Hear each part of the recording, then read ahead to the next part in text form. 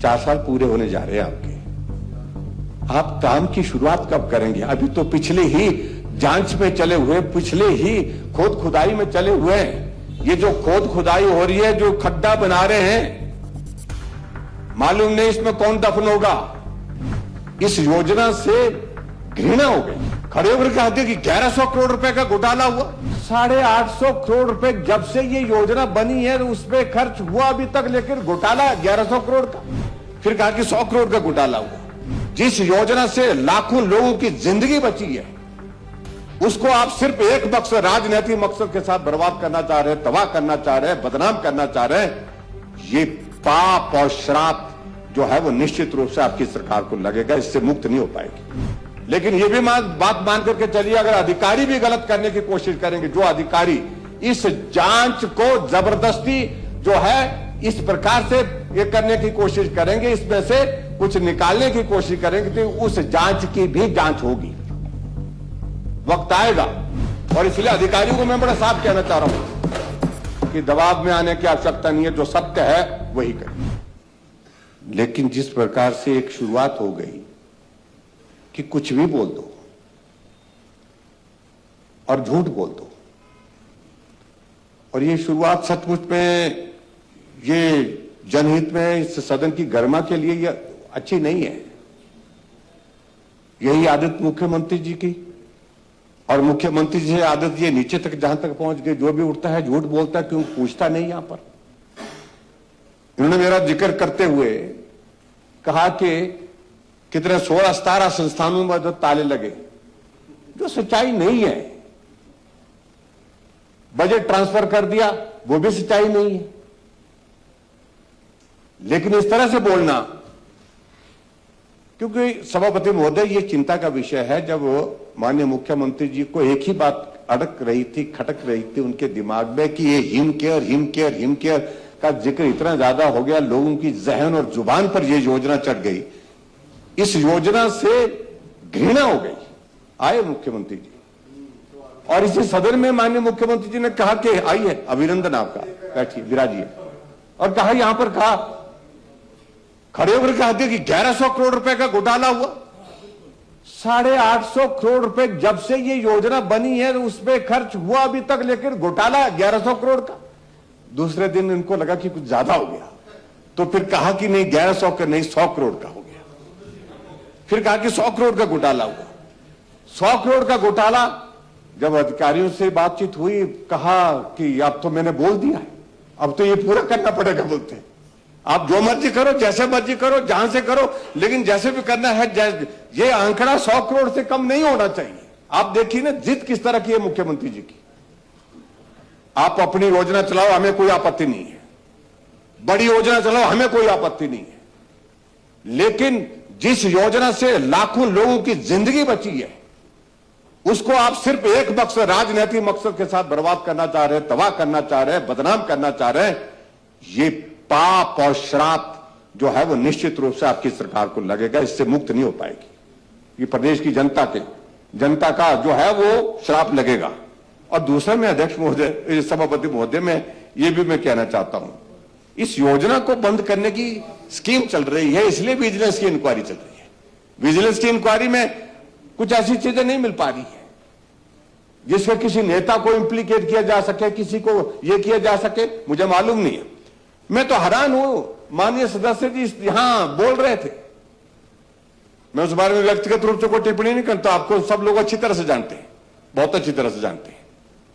लेकिन क्या ये सच्चाई है कि यहां पर जो जिस तरह से उन्होंने अपनी बात कही कि भाई हिमकेयर के अंतर्गत ये घोटाला हुआ, वो घोटाला हुआ, how you have come to the conclusion कि इतना घोटाला हुआ, वो घोटाला हुआ? जांच चल रही है, अभी तक मुख्यमंत्री जी जांच कर रहे हैं, कभी विधायकों को बुलाते हैं, कभी किसी अधिकारी को बुलाते हैं। अभी तो जांच चल रही है कि यह जांच करने में आपको बिठाया हुआ है, कितने का घोटाला हो गया। अभी अब सारी बात जब तक जांच जो है तो इन्वेस्टिगेशन का प्रोसेस है, तब तक के लिए आप नहीं कह सकते कि घोटाला हुआ है कि नहीं हुआ है। आप जबरदस्ती जो करना चाहें आप कर लीजिए, अधिकारियों के ऊपर दबाव डाल करके आप जो करना चाहते हैं करिए, लेकिन यह भी बात मान करके चलिए, अगर अधिकारी भी गलत करने की कोशिश करेंगे, जो अधिकारी इस जांच को जबरदस्ती जो है इस प्रकार से ये करने की कोशिश करेंगे, इसमें से कुछ निकालने की कोशिश करेंगे, तो उस जांच की भी जांच होगी, वक्त आएगा। और इस बात को लेकर मैं बड़ा साफ कह रहा हूं कि बातें यहीं खत्म नहीं होगी। न्यायालय हमारे सामने, कानून ने हमको भी अख्तियार दिया, अधिकार दिया हुआ है, हम अपना पक्ष रखेंगे, वहां जाकर के कोर्ट में भी रखेंगे। और सरकार जब आपकी नहीं होगी तब उस जांच की भी जांच होगी, जिस जांच के लिए दबाव बना करके आप ये कर रहे हैं। और इसलिए अधिकारियों को मैं बड़ा साफ कहना चाह रहा हूं कि दबाव में आने की आवश्यकता नहीं है, जो सत्य है वही करिए। और इसलिए माननीय सदस्य से मैं इतने कहना चाहता हूं, बार बार घोटाला हुआ। भाई घोटाले की अगर बात है तो उसके लिए मुख्यमंत्री ने जांच दे दी। आप उसमें कैसे निष्कर्ष पे पहुंच गए हैं कि भाई कि भी घोटाला हुआ ही है? हो सकता है इन्वेस्टिगेशन की रिपोर्ट आए, उसमें कहा जाए कि भाई कि भी जांच में कुछ ऐसा नहीं पाया गया, तो क्या बोलेंगे आप लोग? तो इसलिए थोड़ा सब्र करना चाहिए, संयम करना चाहिए। और कम से कम मुख्यमंत्री जी 4 साल पूरे होने जा रहे हैं आपके, आप काम की शुरुआत कब करेंगे? अभी तो पिछले ही जांच में चले हुए, पिछले ही खोद खुदाई में चले हुए हैं। ये जो खोद खुदाई हो रही है, जो खड्डा बना रहे हैं, मालूम नहीं इसमें कौन दफन होगा, ये वक्त बताएगा आपको तारों में। ये खड्डा जो खोद रहे हैं, ये इस खड्डे में कोई भी जा सकता है। और मुझे तो ऐसे हालात लग रहे हैं कि जाते जाते अब खड्डा खोद रहे हैं, वो दूसरे के लिए नहीं, अपने लिए खोद रहे हैं, अपनी सरकार के लिए, अपनी पार्टी के लिए खोद रहे हैं। ये आप मान करके चलिए। तो इसलिए आप आगे बढ़ो, आप काम करिए, प्रदेश के लिए आप जाना चाहिए किसी काम के लिए कि आपने अच्छा काम किया है। यहां पर कह रहे थे कि आपने तो कुछ किया नहीं, हमने रोबोटिक सर्जरी, ठीक है, अच्छी बात, रोबोटिक सर्जरी 1-2 जगह होना बहुत जरूरी है, 2 जगह 3 जगह।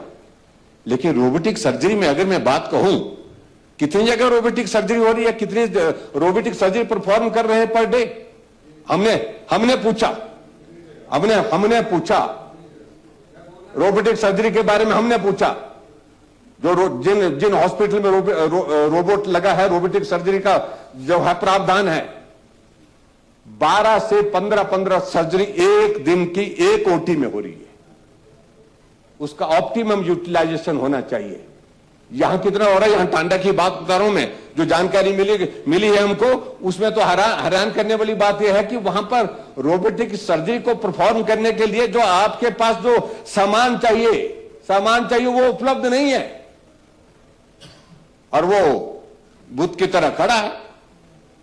उससे कोई लाभ नहीं होने वाला।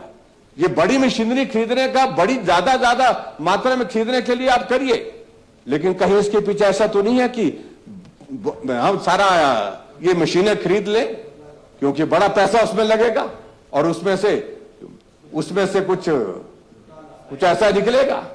वो भी आने वाले समय में आपको, तो हम उसकी भी जांच की संभावना है।